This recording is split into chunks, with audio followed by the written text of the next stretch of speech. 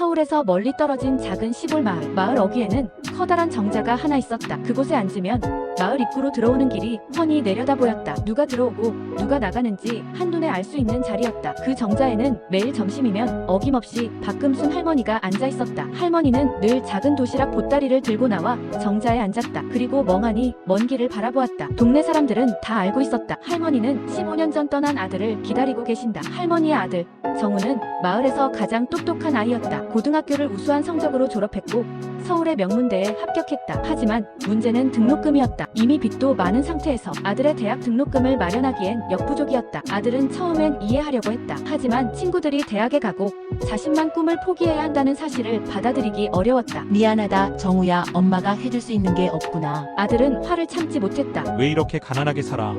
왜 나는 안 돼? 그날 밤 아들은 짐을 쌌다. 나는 가난한 집에서 살기 싫어. 다신 돌아오지 않을 거야. 할머니는 울면서 붙잡았지만 아들은 냉정하게 등을 돌렸다. 그리고 어둠 속으로 사라졌다. 처음 몇 년 동안 동네 사람들은 할머니를 위로하려 했다. 아직도 정우 소식은 없어요? 혹시 연락 오면 알려주세요. 하지만 할머니는 언제나 같은 말만 했다. 우리 정우는 곧 올 거야. 처음엔 다들 할머니의 이야기를 가슴 아파했다. 하지만 시간이 지나면서 이웃들도 점점 할머니의 슬픔을 건드리지 않게 되었다. 마을 사람들은 할머니가 아들을 기다린다는 것을 알고 있었지만 굳이 더 이상 묻지 않았다. 누군가는 정우가 다시는 돌아오지 않을 거야 라고 생각했고 누군가는 그래도 언젠가 돌아올지도 몰라 라고 생각했다. 그렇게 할머니의 기다림은 마을에서 잊혀져 갔다. 그런데 오직 할머니만은 한 번도 포기하지 않았다. 할머니는 매일 정자로 나와 앉았다. 거기서 도시락을 펼쳐놓고 아들이 돌아올 길을 바라보았다. 어느 날 저 길 끝에서 우리 정우가 걸어올 거야. 어딘가에 있더라도 굶지 않길 바라는 마음으로 비가 오나 눈이 오나 정자에서 점심을 먹으며 할머니는 15년을 기다렸다. 그러던 어느 날 할머니가 보이지 않았다. 마을 사람들은 걱정하기 시작했다. 몇몇 주민들이 할머니의 집을 찾아가 보았더니 할머니는 몸이 많이 아파 누워 계셨다. 오늘 우리 정우 도시락 못 챙겼네. 굶으면 안 되는데. 그 말을 들은 동네 사람들은 가슴이 먹먹해졌다. 그때